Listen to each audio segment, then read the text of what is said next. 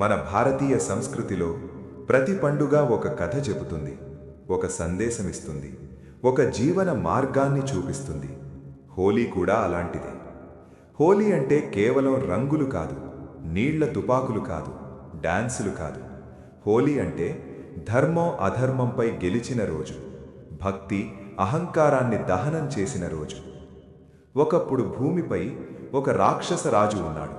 అతని పేరు హిరణ్యకశిపుడు. అతడు మహా తపస్సు చేసి బ్రహ్మదేవుని నుండి ఒక అసాధారణ వరం పొందాడు.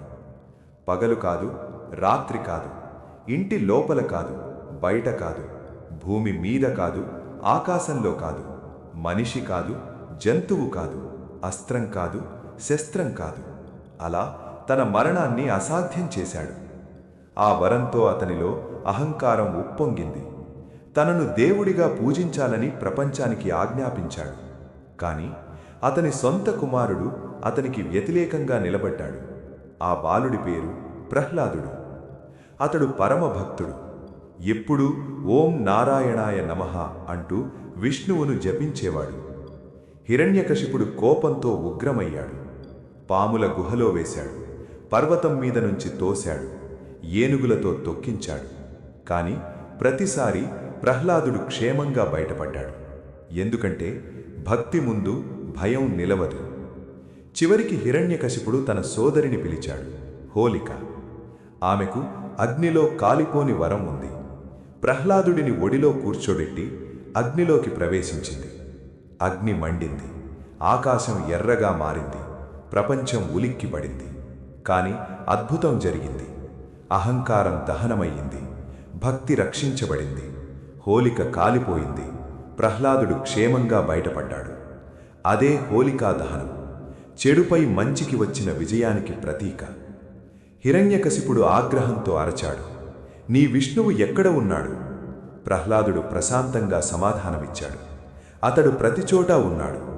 స్తంభాన్ని చూపించి అడిగాడు, ఇందులో ఉన్నాడా? అవును అన్నాడు ప్రహ్లాదుడు. ఒక్కసారిగా స్తంభం చీలింది. అందులో నుండి ప్రత్యక్షమయ్యాడు నరసింహుడు. సగం మనిషి, సగం సింహం. సంధ్యా సమయంలో ఇంటి గడపపై తన ఒడిలో పెట్టుకుని సింహ గర్జనతో హిరణ్యకశిపుడి ఛాతిని తన గోళ్లతో చీల్చి వధించాడు. అలా వరం ఉల్లంఘించకుండా ధర్మం గెలిచింది. హోలికా దహనం తర్వాత రోజు రంగుల హోలీ. ఈ సంప్రదాయం ముఖ్యంగా వృందావనం మరియు మధురలో ప్రసిద్ధి. ఇది శ్రీకృష్ణుడు మరియు రాధ ప్రేమలీలలతో అనుబంధం. కృష్ణుడు ప్రేమతో రంగులు పూయడం ప్రారంభించాడు. అక్కడి నుంచి ప్రపంచం మొత్తం రంగుల పండుగగా మారింది. రంగులు చెబుతున్నాయి, ప్రేమించు, క్షమించు, కలిసిపో. హోలీ మన జీవితానికి ఇచ్చే అసలు సందేశం. హోలిక అంటే మన అహంకారం, ప్రహ్లాదుడు అంటే మన విశ్వాసం, అగ్ని అంటే జీవిత పరీక్ష, నరసింహుడు అంటే మనలోని ధైర్యం.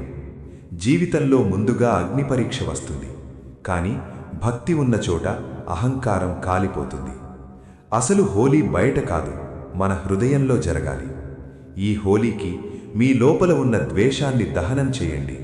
ప్రేమ రంగులతో మీ జీవితాన్ని రంగరించండి. హోలీ శుభాకాంక్షలు. జై శ్రీమన్నారాయణ.